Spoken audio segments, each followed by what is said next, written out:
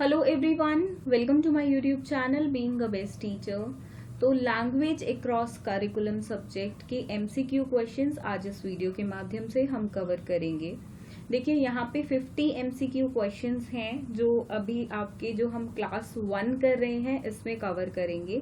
Then class 2 में जब हम क्लास 1 के 50 क्वेश्चंस हर एक क्लास में कर लेंगे हर एक सब्जेक्ट के, तो उसके बाद हम 50 क्वेश्चंस और करेंगे फॉर द प्रैक्टिस।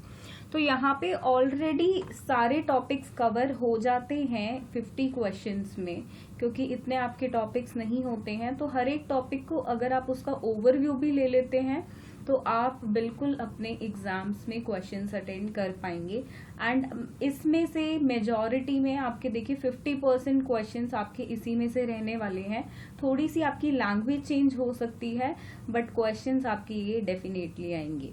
तो देख लेते हैं कौन कौन से क्वेश्चंस हैं। तो फर्स्ट क्वेश्चन है यहाँ पे LAC स्टैंड्स फॉर। देखिए यहाँ से आपको हेडिंग से ही पता चल गया होगा कि LAC हम शॉर्ट फॉर्म में इस सब्जेक्ट को बोलते हैं। इस सब्जेक्ट का प्रॉपर नेम है लैंग्वेज अक्रॉस द करिकुलम। तो LAC शॉर्ट फॉर्म है, ये स्टैंड करता है किसके लिए? लैंग्वेज अक्रॉस द करिकुलम, जो कि आपका कौन सा ऑप्शन है? ऑप्शन 2। ये है आपका ऑप्शन 2। तो लैंग्वेज अक्रॉस करिकुलम आपका स्टैंड करता है LAC के लिए। नेक्स्ट क्वेश्चन है व्हाट इज लैंग्वेज। लैंग्वेज क्या है? अब देखिए language is a basic tool of communication, और language is a system of communication with others. Language is a expression of ideas using sound and symbols. देखिए हम language के ही जरिए कम्युनिकेट करते हैं, औरों से बातचीत करते हैं। लैंग्वेज के ही जरिए हम कम्युनिकेशन कर पाते हैं दूसरों से। एक सिस्टम है वो बातचीत का, अपने एक्सप्रेशंस को, अपने आइडियाज को और थॉट्स को हम औरों तक रख सकें, मतलब अपने विचारों को औरों तक प्रकट कर सकें। प्लस हम उसमें क्या यूज करते हैं? कुछ साउंड्स होती हैं जिसे हम बोलचाल में यूज करते हैं, कुछ सिंबल्स होते हैं जिनको हम रिटन चीज में लिखते हैं तब यूज करते हैं। जैसे कि इंग्लिश लैंग्वेज में ABCD होती है, वो सिंबल्स हैं, और हिंदी में क ख ग होते हैं। तो ये तीनों ही चीजें लैंग्वेज की डेफिनेशन में आपकी आती हैं। तीनों ही चीजें लैंग्वेज के आपका बता रही हैं कि लैंग्वेज क्या है। तो आपका ऑप्शन 4 यहाँ पे all of these correct option हो जाएगा। नेक्स्ट क्वेश्चन है विच of the following is a characteristic of language. इनमें से कौन सा कैरेक्टरिस्टिक है लैंग्वेज का? Language is a medium of communication. बिल्कुल, बातचीत का माध्यम है, एक कम्युनिकेशन का माध्यम है language. Second is language is a expression of thoughts. ये भी बिल्कुल ठीक है, हम अपने विचारों को दूसरों तक रख सकते हैं लैंग्वेज के माध्यम से। नेक्स्ट इज बोथ 1 and 2, दोनों 1 and 2, and none of these. तो यहाँ पे जो आपका करेक्ट ऑप्शन है वो है बोथ 1 and 2। तो this is very easy. Next is what is LAC। Language across the curriculum क्या है? It is an approach in which one language is implemented through out the curriculum is non language subject. Next is it is an approach in which Hindi is made compulsory language for the curriculum. Formulate and implement foreign language in the curriculum. Next is none of these. तो देखिए यहाँ पे LAC क्या है? LAC एक approach है, we all know that. ये question इस तरीके से भी आ सकता है, LAC क्या है, LAC क्या है? LAC अप्रोच है, टाइप है, या कोई सिस्टम है, क्या है वो भी आपसे पूछा जा सकता है। तो आप याद रखिए LAC इज एन अप्रोच जिसमें हम लैंग्वेज को इम्प्लीमेंट करते हैं करिकुलम के अंदर। मतलब देखिए करिकुलम क्या है कि हम जो चीजें बच्चों को पढ़ा रहे हैं, अब उसके लिए कोई भी टॉपिक्स हैं, जो सब्जेक्ट्स हैं, उनके लिए हमें एक कॉमन लैंग्वेज चाहिए। जैसे मैथ्स है, सोशल साइंस है, आपका साइंस है, GK है, अदर सब्जेक्ट्स हैं, तो मैं इनको किस लैंग्वेज में बच्चे को पढ़ाऊं? तो उसके लिए एक लैंग्वेज होनी चाहिए। जैसे कि इंग्लिश मीडियम स्कूल्स हम जानते हैं, तो इंग्लिश मीडियम स्कूल्स का मतलब है कि वहां पे इंग्लिश में पढ़ाई होती है, इंग्लिश के ही माध्यम से बाकी सब्जेक्ट्स जो नॉन लैंग्वेज सब्जेक्ट्स हैं, जो कि है science, general knowledge, social science, mathematics, तो वो सब पढ़ाई जाते हैं। ऐसे ही हिंदी मीडियम स्कूल में वो सब सब्जेक्ट्स जो नॉन लैंग्वेज सब्जेक्ट्स हैं, जो लैंग्वेजेस नहीं है, वो सब्जेक्ट्स कैसे पढ़ाए जाते हैं, वो हिंदी मीडियम में पढ़ाए जाते हैं। तो यहाँ पे आपका ऑप्शन 1 करेक्ट है। Now LAC approach help students in, LAC approach बच्चों को किस चीज में हेल्प करता है? It help students to expand their ideas and explore thing. EXPAND spelling होगी यहाँ पे, थोड़ा सा एरर है। It help students to expand their ideas and explore thing. बिल्कुल, जो लैंग्वेज अक्रॉस करिकुलम अप्रोच है वो बच्चों को हेल्प करती है कि वो अपने आइडियाज को बढ़ा सके, एक्सपैंड कर सके और चीजों को और अच्छे से जान पाए, एक्सप्लोर कर पाए। Next is getting good marks. ये नहीं है, देखिए मार्क्स का फोकस कभी भी हमारा नहीं रहता है। हमारा जो एज अ टीचर या किसी भी अप्रोच का, किसी भी टीचिंग लर्निंग एड की बात कर लें, टीचिंग मेथोडोलॉजीज की बात कर लें, स्ट्रैटेजीज की बात कर लें, तो टीचिंग लर्निंग का बेसिक मकसद ये होता है कि बच्चे को समझ आए, बच्चा उसको अपने जीवन में ग्रहण करे, जीवन में अप्लाई करे, अपनी डे टू डे एक्टिविटीज में अप्लाई करे, उसके अफेक्टिव डोमेन, उसके व्यवहार में चेंजेस आए। मार्क्स पे कभी भी फोकस नहीं रहता है ब्रॉडर वे में। तो ऐसे ऑप्शंस आपको दिखे तो समझ जाना आप, इवन सीटेट वगैरह के लिए भी, कि ये आंसर्स नहीं होते हैं। मार्क्स पे हम एक गुड टीचर का फोकस कभी नहीं रहता है। Next is helping students in learning Hindi. सिर्फ हिंदी के लिए नहीं है, ऐसा नहीं है लैंग्वेज अक्रॉस करिकुलम सिर्फ हिंदी पे फोकस करता है, नो। तो ऑल द अबव ऑप्शंस नहीं, तो 2 और 3 ऑप्शन नहीं है, तो 4th ऑप्शन हो ही नहीं सकता है। तो आंसर है आपका option 1। It help students to expand their ideas and explore things. Next is question number 6, what is multilingualism. अब देखिए मल्टीलिंगुअलिज्म का आपको थोड़ा सा कॉन्सेप्ट पता होना चाहिए। मल्टीलिंगुअलिज्म, मल्टी का मतलब क्या होता है? मल्टी का मतलब होता है 2 या 2 से अधिक, और जो लिंगुअलिज्म है, लिंगुअलिज्म का मतलब होता है लैंग्वेज, मतलब 2 या 2 से ज्यादा भाषाएं। तो उनका यूज, 2 या 2 से ज्यादा भाषाओं का यूज है मल्टीलिंगुअलिज्म। सो ऑप्शन 1 है यहाँ पे, it is the use of only 1 language. No, इसमें 2 या 2 से अधिक लैंग्वेजेस होती हैं। It is the use of any 2 और मोर लैंग्वेजेस, डेफिनेटली ये है। फिर भी हम दोनों ऑप्शंस देखेंगे। 3 लैंग्वेज फॉर्मूला, नो, ये इसके अंडर कोई कैटेगराइज नहीं है कि 3 ही लैंग्वेजेस होंगी, 2 भी हो सकती हैं, 3 भी हो सकती हैं, उससे अधिक भी हो सकती हैं। Then using foreign languages in teaching learning, ऐसा कुछ भी नहीं है। वो हो सकती है आपकी 2, 3, 4, 5, 10 जितनी भी लैंग्वेजेस हो, उनमें फॉरेन लैंग्वेजेस भी हो सकती हैं, इंडियन लैंग्वेजेस भी हो सकती है। तो एज पर कोई फिक्स्ड नहीं है, तो ये ऑप्शन भी नहीं होगा, क्योंकि ये यहाँ पे कह रहा है फॉरेन लैंग्वेजेस को टीचिंग लर्निंग में यूज किया जाए। So no. So question number 7 है यहाँ पे, which of the following statement is not true. देखिए यहाँ पे नॉट लग जाता है, बहुत बच्चे इसको देखते नहीं है, सीधा वो रीड कर लेते हैं विच of the following is true, तो वो वहां पे गड़बड़ कर देते हैं। सीटेट में ये बहुत बार देखने को मिला है, सीटेट, एचटेट में, या और आपके यूपी टेट हैं, राजस्थान टेट है, तो टेट एग्जाम में भी ये नॉट ट्रू, ये सब में बच्चे बहुत कंफ्यूज होते हैं। So you don't have to get confuse. तो नॉट ट्रू है तो कौन सी इनमें से स्टेटमेंट सच नहीं है? तो यहाँ पे एक एक करके रीड करेंगे। It is important to ensure that the language of each child to be respected in the classroom. हर एक बच्चे की जो लैंग्वेज है, लैंग्वेज से मतलब है जो उसकी फैमिली लैंग्वेज है, रीजनल लैंग्वेज है या मदर टंग लैंग्वेज है, उसको क्लास में रिस्पेक्ट मिलनी चाहिए।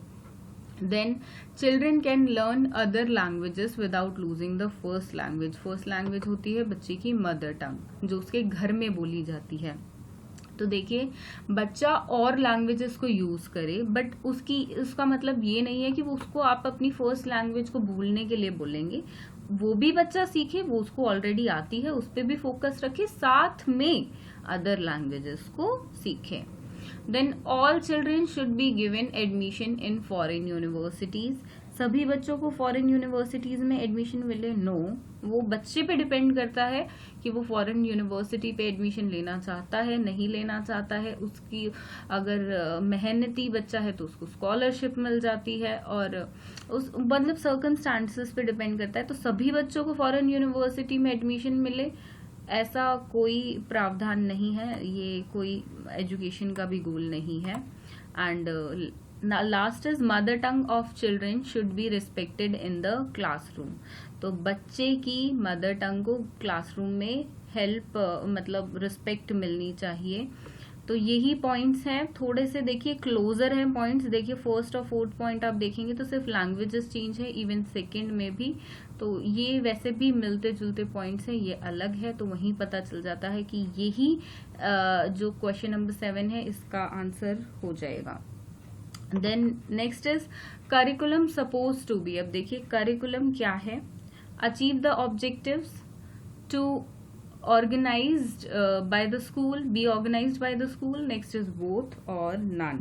देखिए करिकुलम का जो मतलब है वो अचीव द ऑब्जेक्टिव, जो ऑब्जेक्टिव सेट है उनको अचीव करना भी है, ऑर्गेनाइज करना भी है स्कूल को, सो दैट एक पर्टिकुलर वे में स्कूल चले, हमारा एक प्रॉपरली टाइम टेबल हो कि या ईयरली प्लानर हो कि इस साल में ये जो सिलेबस होता है, सब कुछ एक्टिविटीज होती हैं, वो सब करिकुलम का ही पार्ट है। तो आपका ऑप्शन 3 बोथ, तो 1 और 2 दोनों है। Curriculum is suppose to be 1 and 2, so हमने ऑप्शन 3 बोथ को यहाँ पे टिक किया है।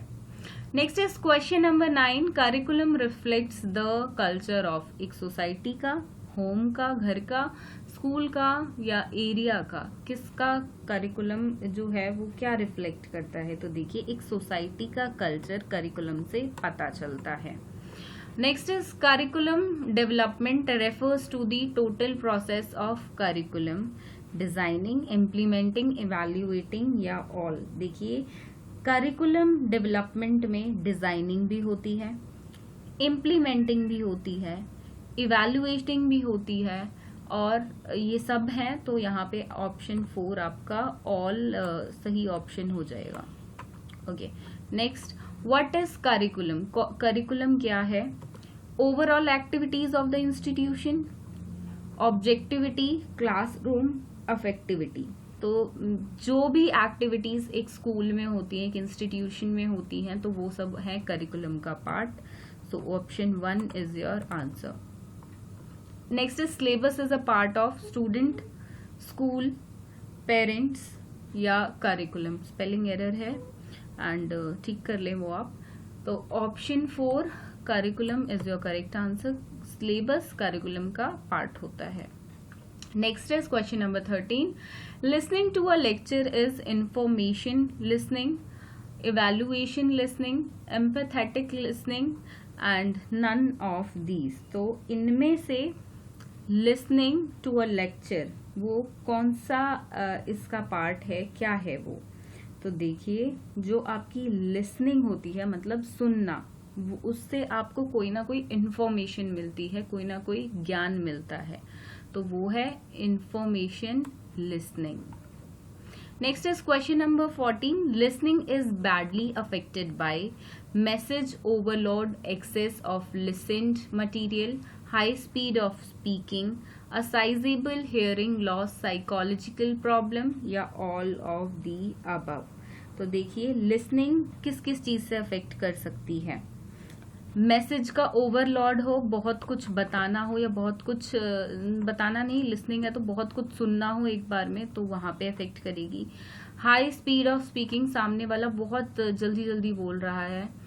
A sizeable hearing loss, psychological problem, कुछ प्रॉब्लम है तो उसमें, तो ये सब चीजें जो है वो इफेक्ट करेंगी आपके लिसनिंग स्किल को। तो ऑल ऑफ द अबव यहाँ पे आपका करेक्ट आंसर होगा। Then question number 15, all are the components of listening except hearing, attending, being attentive, answering, understanding and remembering। देखिए all are the components of listening।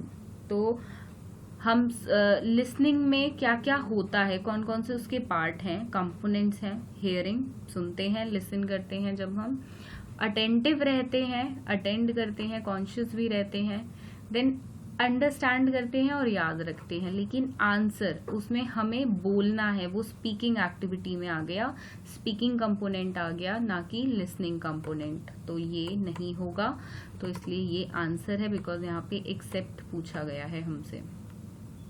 Next is which of the following skill has the largest share in communication time in school college? Listening, reading, writing और speaking. तो देखिए विच of the following skill has the largest share in communication time in school. तो सबसे ज्यादा बच्चा listen करता है, सुनता है या रीड करता है, बोलता है या राइट करता है। तो इनमें कंपेयर किया जाए तो लिसनिंग, क्योंकि टीचर को बच्चे को सुनना पड़ता है एंड वो खुद कम बोलता है अगर हम कंपेयर करें ओवरऑल स्कूल एक्टिविटीज में उसके। Next is question number 17. The most important aspect of communication listening can be improved by making the attention fully paid, making the communicated material novel, interesting and need-based, making voice effective and impressive, and last is all of these. तो देखिए the most important aspect of communication listening, सबसे important aspect communication का, listening का, वो कैसे improve हो सकता है? वो इम्प्रूव हो सकता है अटेंशन दें एंड जो आपका कम्युनिकेशन का मटेरियल हो वो नीड और इंटरेस्ट के बेस पे हो, मेकिंग वॉइस इफेक्टिव, वॉइस अच्छी हो, इम्प्रेसिव हो। तो ये सभी ऑप्शन है, तो ऑल ऑफ दीज यहाँ पे आपका आंसर हो जाएगा। Next is question number 18. A student helps a teacher to solve the problem while the teacher was delivering the lecture. He was, अगर एक टीचर पढ़ा रही है, क्लास में कोई प्रॉब्लम सॉल्व कर रही है और बच्चा हेल्प कर देता है, तो ये क्या है? ये क्या माना जाता है? ये माना जाता है वो एक एम्पैथेटिक लिसनर है, इवैल्यूएटिव लिसनर है, रियलिस्टिक लिसनर है या इंफॉर्मेटिव लिसनर है? ये माना जाएगा वो एक एम्पैथेटिक लिसनर है। Next is the process of communication enhances through. अब जो प्रोसेस है कम्युनिकेशन का वो कैसे इनहैंस होता है, बढ़ता है? तो बिलोंगिंगनेस से definitely, and security and freedom to make choices, इससे भी होता है। Informality of meetings and avoidance of pressure, इससे भी जो है आपका कम्युनिकेशन बढ़ेगा। तो ऑल ऑफ दीज आपका करेक्ट ऑप्शन होगा। Next is the dash is the person who transmits the message. जो मैसेज को ट्रांसमिट करता है वो है रिसीवर, ड्राइवर, सेंडर, क्लीनर। तो सेंडर होता है जो ट्रांसमिट करता है मैसेजेस को एंड रिसीवर जो होता है वो रिसीव करता है। Next is question number 21. Dash is the person who notices and decodes and attaches some meaning to message. अब कौन है जो मीनिंग, जो उसको मैसेज मिला उसमें कुछ मीनिंग को ऐड ऑन करेगा और समझेगा? तो वो करेगा रिसीवर, ना कि ड्राइवर, ना सेंडर, ना cleaner. Next is question number 22. Question number 22 is dash communication includes tone of voice body languages, tone of voice body languages, sorry 2 bar repeat हो गया ये, फेशियल एक्सप्रेशंस एटसेट्रा। तो ये जेस्चर्स हैं basically, body language, facial expressions या facial आपके gestures हो सकते हैं। तो ये सब किस चीज का पार्ट है? नॉन वर्बल कम्युनिकेशन का, वर्बल कम्युनिकेशन का, लेटर कम्युनिकेशन या नोटिस कम्युनिकेशन। वर्बल कम्युनिकेशन वो होता है जो हम बोलते हैं, लेटर कम्युनिकेशन कुछ नहीं है, नोटिस यहाँ पे इररिलेवेंट है। तो नॉन वर्बल और वर्बल में से आपको पता लगाना है। तो वर्बल हम बोलकर होता है, नॉन वर्बल वो होता है बॉडी लैंग्वेज से, फेशियल एक्सप्रेशन से, जेस्चर से। तो ये आपका करेक्ट ऑप्शन है। Next is question number 23. Reading comprehension means understanding a dash text.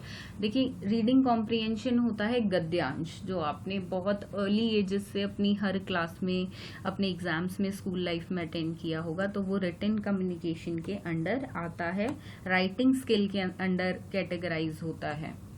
Next is reading is a dash process. Reading क्या है? एनकोडिंग, लिसनिंग, डिकोडिंग या आपका टॉकिंग। तो देखिए जो रीडिंग है वो डिकोडिंग है, कुछ साइंस एंड सिंबल्स होते हैं और उनको हम समझते हैं।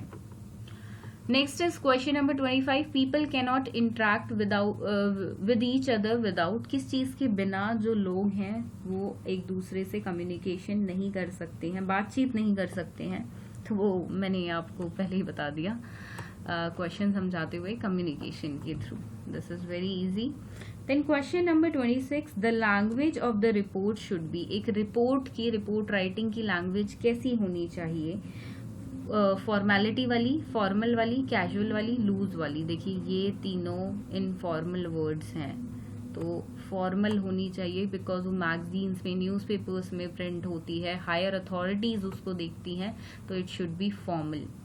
Next is question number 27. Which of the following is not a foundational skill of language learning? Reading, writing, speaking, watching. तो कौन सा जो है इनमें से वो फाउंडेशनल स्किल नहीं है आपकी लैंग्वेज लर्निंग की? तो देखिए रीडिंग है, राइटिंग है, स्पीकिंग है, वॉचिंग देखना, तो इट इज रिलेवेंट है।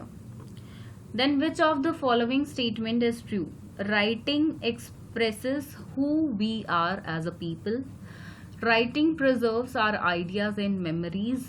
Writing allow us to entertain others. All of the above. देखिए राइटिंग जो है उससे हम औरों तक अपनी बातचीत पहुंचा सकते हैं। Expresses who we are as a people, कि हम एज एन इंडिविजुअल कैसे हैं, उससे हम देखिए जो हमारे आइडियाज हैं या हमारी मेमोरीज हैं उनको लिखकर, जैसे डायरी के थ्रू होता है, हम उसको सहेज कर रख सकते हैं, प्रिजर्व करके रख सकते हैं, और उसके जरिए हम औरों को एंटरटेन भी कर सकते हैं। किसके? राइटिंग के जरिए। तो ये तीनों बातें ट्रू हैं, तो all of the above.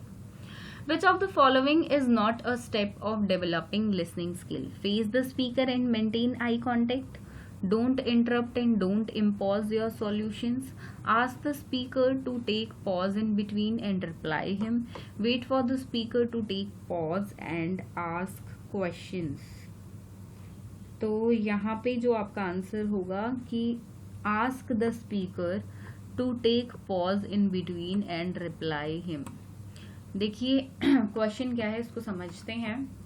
Which of the following is not a step of developing listening skill? Listening skill की डेवलपमेंट में कौन सा इनमें से स्टेप नहीं है? हम देखिए फेस करना स्पीकर को और उसके साथ आई कांटेक्ट बनाना इम्पॉर्टेंट है, उसको बीच में इंटरप्ट ना करे ना, और अपने सॉल्यूशंस हम उस पर इम्पोज नहीं करें कि भाई जो मैंने कहा अब तो वो मान, तो ये चीज नहीं होनी चाहिए। हम उस पर कुछ इम्पोज नहीं कर सकते हैं अपने डिसीजंस को, अपने सॉल्यूशंस को। And fourth is wait for the speaker to take pause and to ask questions. हम सामने वाले का जो बोल रहा है स्पीकर का वेट करेंगे कि वो कब बीच में पॉज लेता है। जब वो पॉज लेगा या अपनी बात खत्म कर चुका होगा तब हम बात करना स्टार्ट करेंगे, तब हम अपने क्वेश्चंस पूछेंगे। जो ऑप्शन 3 है वो बोल रहा है यहाँ पे, ऑप्शन 3 का मतलब है कि हम स्पीकर को बोले रुक जाओ, आप पॉज लो, मुझे कुछ पूछना है, और हम उसे रिप्लाई करें या उससे कुछ पूछें। तो ऐसा बिल्कुल नहीं करना है, ये लिसनिंग स्किल को डेवलपमेंट का प्रोसेस या स्टेप बिल्कुल नहीं है। Question number 30, what is the role of teacher in developing reading skill in students? तो एज अ टीचर इनमें से कौन सी आपका क्या रोल होगा कि आप बच्चों के अंदर रीडिंग स्किल को डेवलप करें? Provide a rich and varied literacy environment that includes interesting reading resources. बच्चों को कुछ ऐसी चीजें प्रोवाइड कराना जो उनके इंटरेस्ट के अकॉर्डिंग हो, प्लस लैंग्वेज के अकॉर्डिंग उनमें रिच वेराइटी हो, अच्छी नॉलेज हो, एंड अच्छे बच्चों के इंटरेस्ट के वो रीडिंग रिसोर्सेज हों। डेफिनेटली एज अ टीचर हम ये करेंगे। Then providing freedom to students to choose the reading material of their choice. देखिए किसी बच्चे को कुछ पढ़ना पसंद होता है, लाइक उसको एक्शन बुक्स पसंद है, किसी को हॉरर बुक्स पसंद होती हैं, किसी को कार्टूनिस्टिक कॉमिक्स पसंद होती हैं, तो वो सबके अपने इंटरेस्ट पे डिपेंड करता है। तो एज अ टीचर हमें बच्चों को आज़ादी देनी है, फ्रीडम देना है कि वो अपनी पसंद का जो आपका मटेरियल है रीडिंग का, बुक्स वगैरह हो गई या और भी अन्य चीजें, वो चूज कर सकें। ये भी करेक्ट है। Then including reading in everyday activity, बच्चों की रोज की जो एक्टिविटीज हैं स्कूल की या होमवर्क की, उसमें हम रीडिंग को इंक्लूड करें। तो डेफिनेटली ये सभी ऑप्शंस हैं। Then question number 31, which of the following is not an objective of language across the curriculum? इनमें से कौन सा ऑब्जेक्टिव नहीं है लैंग्वेज अक्रॉस करिकुलम का? First is to support language development in each child, बिल्कुल लैंग्वेज को डेवलप करना हर एक बच्चे में, उसको सपोर्ट करना बच्चे को लैंग्वेज लर्निंग में। Next is to help students getting good marks. मैंने आपको पहले ही बोल दिया था कि किसी भी चीज का फोकस हम कभी नहीं रखते कि बच्चे सिर्फ अच्छे मार्क्स लाएं, वो कभी भी आपका ऑप्शन नहीं होगा। तो ये बिल्कुल आपका ऑब्जेक्टिव नहीं है एलएसी का। फिर भी अदर 2 ऑप्शंस पढ़ेंगे, देखिए मुझे जहाँ पे ये ऑप्शन दिख जाता है मुझे वहीं पे फुल स्टॉप लग जाता है कि यही आंसर होगा, ये करेक्ट स्टेटमेंट नहीं है। Next is developing communication skill in students, बच्चों के अंदर कम्युनिकेशन स्किल्स को इम्प्रूव करना definitely. Then development of children mental and linguistic skills, बच्चों की मेंटल मानसिक और उनकी लैंग्वेज की स्किल्स का डेवलपमेंट हो, वो भी होगा। तो ये भी ऑब्जेक्टिव है एलएसी का। तो जो ऑब्जेक्टिव नहीं है वो है second option, to help students getting good marks.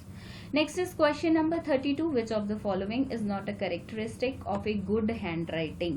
तो एक अच्छी हैंडराइटिंग का इनमें से कौन सा करेक्टरिस्टिक नहीं है? First is letter formed correctly, बच्चे ठीक से लेटर्स को बनाएं, चाहे ABCD लिख रहे हैं, क ख ग लिख रहे हैं या और कोई लैंग्वेज है उसमें जो भी लिख रहे हैं तो उनकी जो भी साइन एंड सिंबल्स होते हैं तो उनकी लेटर फॉर्मेशन बिल्कुल ठीक हो, लेटर के साइजेस ठीक हों। देखिए बहुत बच्चों को देखा है वो बहुत बड़ा बड़ा लिखते हैं, कुछ छोटा लिखते हैं, तो वो साइजिंग जो है वो एप्रोप्रिएट हो। मूड वाइल राइटिंग, बच्चे का मूड कैसा है लिखते वक्त, तो ये गुड हैंड राइटिंग पे का एक कैरेक्टरिस्टिक नहीं है। देन स्लांट ऑफ लेटर्स, बच्चा कैसे स्लांटली लेटर्स को बनाता है, मतलब राइट साइड कितने वो झुके हुए हैं, लेफ्ट साइड कितना झुका हुआ है, तो उस पे डिपेंड करता है। लेकिन मूड, एक अच्छी हैंडराइटिंग डेफिनेटली, देखिए ये भी हम काफी हद तक मान सकते हैं कि बच्चे का मूड लिखते हुए कैसा है उस पे भी उसकी हैंडराइटिंग अच्छी बुरी हो सकती है।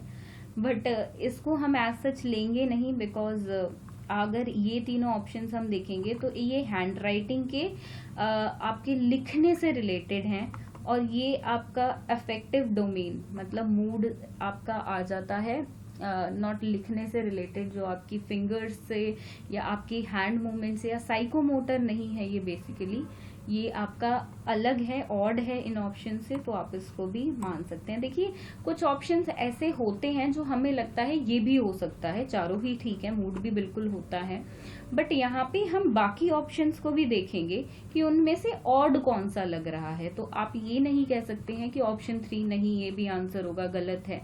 यहाँ पे हमें चारों को कंपेयर करते हुए देखना है कि सबसे कम जो आपका ऑप्शन है वो कौन सा यहाँ पे फिट नहीं बैठ रहा है।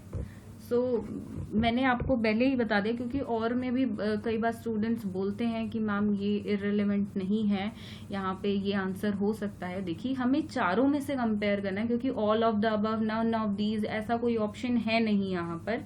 तो यहाँ पे हमें इन चारों में से ही डिसाइड करना है, तो उसमें से जो हमें रेलेवेंट लगेगा, सबसे सुटेबल लगेगा, हम उसको टिक करेंगे। Next is question number 33. Which of the following is not a characteristic of speaking skill? इनमें से कौन सा स्पीकिंग का, बोलने की स्किल का कैरेक्टरिस्टिक नहीं है? Use of voice, facial expressions, volume, pitch. देखिए बोलने में क्या क्या यूज होता है, हमारी आवाज कितनी तेज है, पिच, गति उसकी, लेकिन फेशियल एक्सप्रेशंस का वहां पे यूज नहीं है, तो ये आपका कैरेक्टरिस्टिक नहीं है स्पीकिंग स्किल का। Next is question number 34. What do you mean by skimming? देखिए ये आपके जो क्वेश्चन है, स्किमिंग हो गया, स्कैनिंग हो गया, या ये आपके जनरली 4 मार्क्स में आते हैं। अगर ये 16 मार्क्स में आते हैं तो ये क्वेश्चन का वन ऑफ द पार्ट होते हैं, क्योंकि 16 मार्क्स का क्वेश्चन 2 या 3 पार्ट्स में डिवाइडेड होता है। तो जो आपके पहले 4 मार्क्स के अकॉर्डिंग आप प्रिपेयर करते थे, तो उनका जस्ट ओवरव्यू लेना है, उनकी डिटेल स्टडी आपको नहीं करनी है, क्योंकि उसमें से डेफिनेटली एक ही क्वेश्चन आएगा पर्टिकुलर टॉपिक में से। तो यहाँ पे स्किमिंग क्या है? Reading rapidly in order to get a general overview of the material. जल्दी जल्दी पढ़ लेना कि हमें सिर्फ क्या लिखा है, लाइक एक स्टोरी है तो हमें जल्दी से पढ़ लें कि स्टोरी किस बारे में है, जस्ट उसका मॉरल पता चल जाए, इसमें कौन कौन से कैरेक्टर्स हैं वो पता चल जाए, एक ओवरव्यू मिल जाए। देन रीडिंग स्लोली, धीरे धीरे रीड करना सो दैट अच्छे से ओवरव्यू, हमें जनरल ओवरव्यू मिल पाए। नो, इट इज ऐसा नहीं है। जनरल ओवरव्यू के लिए हम स्लोली नहीं पढ़ेंगे, वो हम डिटेल्ड ओवरव्यू के लिए, डिटेल अगर क्या है, डिटेल स्टडी के लिए बेसिकली हम स्लोली पढ़ेंगे। तो reading loudly to understand better, देखिए अच्छे से समझने के लिए तेज तेज रीड करने की कभी जरूरत नहीं होती है। तो नन ऑफ दीज, ये ऑप्शन नहीं होगा क्योंकि 1 यहाँ पे रेलेवेंट है। तो आपका 1 ऑप्शन है कि स्किमिंग क्या होती है। स्किमिंग है कि जल्दी जल्दी पढ़ना, जल्दी जल्दी रीड करना, सिर्फ उस मटेरियल में जो भी हम रीड कर रहे हैं उसका ओवरव्यू क्या है वो हमें मिल जाए। Next is question number 35, which of the following is not a technique of reading. इनमें से कौन सी टेक्निक नहीं है रीडिंग की? स्कैनिंग, इंक्वायरिंग, स्किमिंग या एक्टिव रीडिंग। देखिए अगर आप अपना सिलेबस भी देखेंगे तो स्कैनिंग, स्किमिंग, एक्टिव रीडिंग आपके सिलेबस का पार्ट है। इंक्वायरिंग नहीं है पार्ट, बिकॉज ये इररेलेवेंट है यहाँ पे। Question number 36, what is scanning. Scanning क्या है ये भी आप 4 मार्क्स के हिसाब से प्रिपेयर करते हैं अपने थ्योरी एग्जाम में, तो इस बार एमसीक्यू है, तो इसका भी आपको जनरल ओवरव्यू इस बार लेना है। तो scanning is reading rapidly in order to find specific facts. देखिए स्कैनिंग और स्किमिंग बिल्कुल आपके लगा लीजिए भाई बहन हैं, बहुत क्लोज रिलेशन है इनका, दोनों के मतलब में थोड़ा सा ही डिफरेंस है। देखिए स्कैनिंग का मतलब है कि जल्दी जल्दी रीड कर लेना कि अंदर क्या क्या फैक्ट्स हैं, स्पेसिफिक जो भी फैक्ट्स हैं वो हमें पता चल सके। नेक्स्ट इज, तो ये आंसर है ऑलरेडी आई टोल्ड यू, तो यहाँ पे मार्क कर लेते हैं पहले। Next is scanning is reading slowly in order to this. देखिए बाकी ऑप्शंस रीड नहीं करते हैं बिकॉज आप स्कैनिंग का मतलब एक बार समझ लेंगे, आप अदर ऑप्शन से कंफ्यूज ना हो, तो इसलिए उनको हम छोड़ देते हैं। तो स्कैनिंग क्या है? स्कैनिंग का मतलब है जल्दी जल्दी रीड करना कि उसके अंदर क्या क्या तथ्य हैं, फैक्ट्स हैं, वो हमें पता चल जाए, जो भी स्पेसिफिक फैक्ट्स हैं। Next is question number 37, what is schema theory. Schema theory क्या होती है? Schema theory is an understanding of how readers use prior knowledge to comprehend and learn from experiences. तो स्कीमा थ्योरी क्या होती है? वो एक सेकेंड हम पहले रीड कर लेते हैं वरना कंफ्यूजन हो जाएगा यहाँ पे। Next is schema theory is an explanation of how readers use prior knowledge to comprehend and learn from text. ये आपका आंसर है, एक्सप्लेन करती हूँ मैं। Then next schema theory is an explanation approach of language learning. ये नहीं है, none of these भी नहीं है। स्कीमा थ्योरी का मतलब होता है explanation of how readers use, पुरानी नॉलेज को कैसे एक रीडर यूज करता है अपनी नॉलेज को कॉम्प्रिहेंड करने के लिए एंड लर्न करने के लिए टेक्स्ट से जो लिखा है। तो बेसिकली ये है स्कीमा थ्योरी। इसका ओवरव्यू बिल्कुल आपको लेना है, इसमें से डेफिनेटली एक क्वेश्चन आ सकता है। Next is question number 38, language can be best acquired through. इनमें से किसके थ्रू लैंग्वेज अच्छे से बच्चा लर्न कर सकता है? एक्टिविटीज, राइटिंग, ड्राइंग या गॉसिपिंग। देखिए एक्टिविटीज से बच्चा सबसे जल्दी लैंग्वेज को लर्न कर सकता है। ड्राइंग और गॉसिपिंग इररिलेवेंट है यहाँ पे। राइटिंग यहाँ पे है, देखिए राइटिंग को हम क्यों नहीं इंक्लूड कर रहे हैं? बहुतों को राइटिंग और एक्टिविटीज में कंफ्यूजन हो रहा होगा। तो राइटिंग को हम इसलिए नहीं ले रहे हैं क्योंकि यहाँ पे ओवरऑल लैंग्वेज की बात करी है, जिसमें रीडिंग भी होती है, राइटिंग भी होती है, लिसनिंग भी होती है, स्पीकिंग भी होती है। तो चारों स्किल्स लैंग्वेज में होती है, उसके लैंग्वेज को एक्वायर करने के लिए तो एक्टिविटीज के ही जरिए उन चारों को हम अचीव कर सकते हैं। हमारा लैंग्वेज यहाँ पे मतलब सिर्फ राइटिंग नहीं है। Next is question number 39, which of the following can not be categorised under writing. Report writing का पार्ट है, आर्टिकल्स राइटिंग का पार्ट है, कॉन्वर्जेशन राइटिंग का पार्ट नहीं है, वो बोलने का पार्ट है, नोटिसेस राइटिंग का पार्ट है। तो ऑप्शन 3 यहाँ पे जो है वो रेलेवेंट नहीं है, तो आंसर हो जाएगा आपका। Then question number 40, which activity you will include in your class to develop listening skill of students. आप इनमें से कौन सी एक्टिविटी को इंक्लूड करोगे अपनी क्लासरूम में सो दैट बच्चों की लिसनिंग, सुनने की जो स्किल है वो डेवलप हो सके? Story telling, poems, watching movies, report writing. Story telling में देखिए बच्चे सुनते हैं, आप स्टोरी सुनाएंगे। पोएम्स भी बच्चे सुनेंगे इफ यू आर, अगर आप राइम्स करा रहे हैं या और कोई पोएम अपनी क्लास में करा रहे हैं।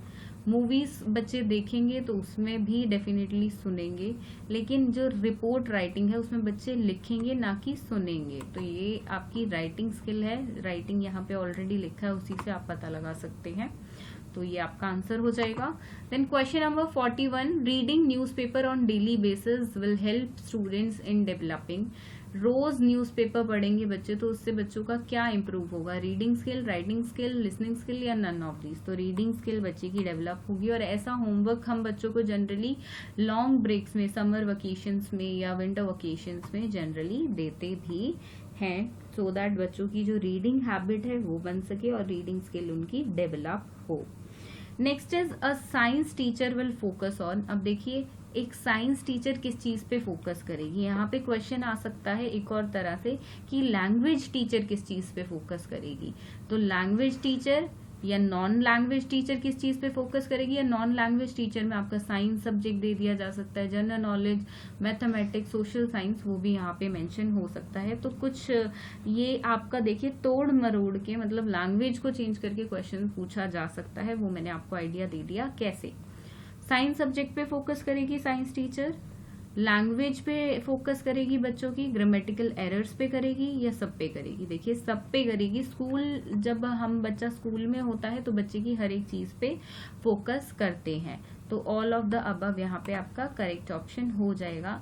लेकिन टेक्निकली बहुतों को लग रहा होगा कि साइंस टीचर सिर्फ साइंस पे फोकस करेगी, तो नहीं, ऐसा नहीं है। देखिए जो प्रावधान बने हैं, जो डिफरेंट एजुकेशन की स्कीम्स आई हैं, उन्होंने बार बार ये चीज़ों का जिक्र अपनी हर एक पॉलिसी में या ड्राफ्ट जो भी उन्होंने दिया है उसमें हमेशा ये चीज़ डिस्कस हुई है कि बच्चे की लैंग्वेज इम्प्रूवमेंट के लिए इट इज़ इम्पॉर्टेंट कि सारी टीचर्स मिल के काम करें, चाहे वो नॉन लैंग्वेज टीचर हो वो भी इन चीज़ों पे फोकस करे। और आप किसी भी स्कूल की किसी भी बच्चे की कॉपी उठा कर देखेंगे तो वहाँ पे करेक्शंस में स्पेलिंग एरर्स, ग्रामेटिकल एरर्स पे साइंस टीचर्स जो होती हैं या नॉन लैंग्वेज टीचर्स जो होती हैं वो उनका फोकस इस पे भी रहता है।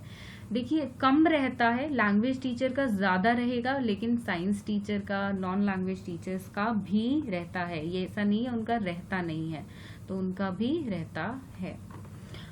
Next is question number 43, who is known as the father of modern linguistic. इनमें से किसको हम फादर बोलते हैं मॉडर्न लिंग्विस्टिक्स का? तो वो है चॉम्स्की का नाम देखिए सुना होगा आपने, बिल्कुल। बहुत सारी डेफिनेशंस भी इन्होंने दी हैं, जो मैंने आपको लैंग्वेज अक्रॉस करिकुलम की आपकी लिंग्विस्टिक्स वाली वीडियो भी कराई है, इवन काफ़ी सारी कराई है, तो उनमें डेफिनेशन इनकी इंक्लूडेड है। Then question number 44, components of curriculum. इनमें से कौन से कंपोनेंट्स हैं करिकुलम के? इवैल्यूएशन, ऑब्जेक्टिव्स, टीचिंग स्ट्रैटेजीज या ऑल ऑफ दी अबव। तो यहाँ पे जो आपका आंसर है वो है ऑल ऑफ दी अबव, क्योंकि करिकुलम में इवैल्यूएशन भी इंक्लूडेड होता है, ऑब्जेक्टिव्स, एम्स, ये सब भी इंक्लूडेड होता है, और टीचिंग स्ट्रैटेजीज भी इंक्लूडेड होती हैं। तो सभी कंपोनेंट्स हैं, तो all of the above correct option. Question number 45, interactive listening is. Interactive listening क्या है? Listening and responding, listening for mood and tone, listening for word stress and emphasis, listening for finding out speaker's attitude। तो देखिए listen करना और respond करना, जो आपने सुना है उसका रिप्लाई करना, तो वो है आपका इंटरैक्टिव लिसनिंग का, बेसिकली इंटरैक्टिव लिसनिंग वही है। Next is question number 46, which of the following is incorrect assumption in language teaching? First is learners acquire language by trying to use it in a real situation. Learners find language play an important role in learning. Language teaching should have a focus in communicative activities. Language teaching should give importance to writing than speech. तो इनमें से कौन सा गलत assumption है, incorrect assumption है about language teaching, तो जो आपका आंसर है वो है language teaching should give importance to writing rather than speech. तो ऐसा नहीं है, देखिए लैंग्वेज टीचिंग का फोकस राइटिंग पे भी होता है और स्पीच पे भी होता है। ऐसा नहीं है कि सिर्फ राइटिंग पे होगा स्पीच पे नहीं होगा, या स्पीच पे है राइटिंग पे नहीं होगा, तो ऐसा नहीं है। तो question number 47 next, which language is the first language of child. तो मदर टंग जो होती है वो बच्चे की पहली लैंग्वेज होती है, जरूरी नहीं है वो रीजनल लैंग्वेज हो, यहाँ पे कंफ्यूजन हो सकता है रीजनल लैंग्वेज के बीच बहुतों को। देखिए अगर एक बच्चा, एक स्टूडेंट अगर साउथ से बिलोंग करता है, सपोज वो केरला से बिलोंग करता है और उसकी रीजनल लैंग्वेज मलयाली है, और अगर वो दिल्ली में बॉर्न एंड बॉटअप हुआ है, तो मे बी उसकी मदर टंग अब हिंदी हो। ऐसा जरूरी नहीं है कि उसकी मलयाली ही मदर टंग हो, तो ऐसा बहुत सारी केसेस में आपको देखने को मिलेगा। तो मदर टंग जो है वो बच्चे की फर्स्ट लैंग्वेज होती है, ना कि regional language. Who suggest that children learn by imitating others. तो ये किसने कहा कि बच्चे औरों को देखकर सीखते हैं, उनसे लर्न करते हैं? चोमस्की, वाइगोत्स्की, जीन पियाजे या कॉलबर्ग। तो ये कहा था आपका जीन पियाजे ने। Next is curriculum reflects the culture of society, home, school, area. ये आपका रिपीटेड क्वेश्चन है, बहुत सारे सब्जेक्ट्स में आ सकता है, क्योंकि करिकुलम का जो आपका टॉपिक है ये एक ही सब्जेक्ट से लिमिटेड नहीं है, बहुत सारे सब्जेक्ट से रिलेटेड है। तो करिकुलम एक सोसाइटी को रिफ्लेक्ट करता है, ना कि सिर्फ घर को, स्कूल को, एरिया को, ये सब ऑलरेडी सोसाइटी में इंक्लूडेड है। Last is question number 50. Organization of arguments and ideas in a paragraph is an important aspect of writing essay, writing memos, writing stories, writing personal letters. तो arguments और ideas एक paragraph में हो तो ये किस में होता है? ये ऐसे में होता है। देखिए ऐसे राइटिंग हम बच्चों को देते हैं, जिसकी वेटेज भी हम ज़्यादा रखते हैं राइटिंग स्किल के अंडर। हर एक बच्चा देखिए वो बहुत ही अर्ली क्लास से एसेज को हम इंक्लूड करने लग जाते हैं हर एक एग्जामिनेशन में इन पर्टिकुलर लैंग्वेज, जिसमें आर्ग्यूमेंट्स भी हो सकते हैं, आइडियाज भी हो सकते हैं। उसके आप जनरली टॉपिक देखेंगे तो सोशल टॉपिक्स होते हैं एंड पॉलिटिकल से रिलेटेड टॉपिक्स होते हैं, सो दैट उसमें बच्चे को फ्रीडम भी मिले आर्ग्यूमेंट का और उसके आइडियाज, थॉट्स, एक्सप्रेशंस भी टीचर को पता चल सके। तो ये थे कुछ 50 क्वेश्चंस आपके for your topic language across the curriculum. तो आप स्क्रीनशॉट ले सकते हैं यहाँ से जो भी क्वेश्चंस हमने डिस्कस किए हैं, एंड और भी वीडियोस आपके लिए डेफिनेटली आती रहेंगी। अभी तक हम 3 सब्जेक्ट्स को कवर कर चुके हैं, बाकी सब्जेक्ट्स की वीडियो भी जल्द ही 1-2 दिन में वीडियो चैनल पे अपलोड कर दी जाएगी। So be updated on the channel को सब्सक्राइब कर दे ताकि जैसे ही वीडियो चैनल पे अपलोड हो उसका नोटिफिकेशन आपको मिल जाए। नोटिफिकेशन सबसे पहले पाने के लिए आपको बेल आइकन को प्रेस करना है। वीडियो आपको पसंद आई हो तो लाइक और शेयर जरूर कर दें। Thank you.